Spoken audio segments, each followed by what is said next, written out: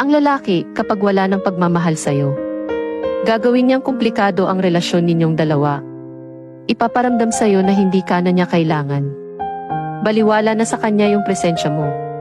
Hindi na siya mag-update sa'yo. May mga bagay na siyang ginawa na hindi niya ipaalam sa'yo. Tapos, hahayaan ka na niyang masaktan, mag-overthink, at umiiyak sa gabi. Wala na siyang pakialam sa'yo. Ang mga lalaki, hindi yan makikipaghiwalay sa'yo. Hihintayin niya hanggang mapagod ka. Gusto ng lalaki na ikaw mismo ang magtatapos ng inyong relasyon. Wala sa mindset ng lalaki ang mag-guilty, dahil gusto nila na sila ang magmukhang kawawa, sila ang iniwan. Kaya sa mga babae dyan, maging wais na po tayo.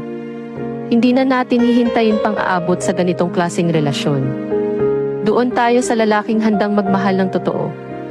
Hindi yung lalaking walang paninindigan.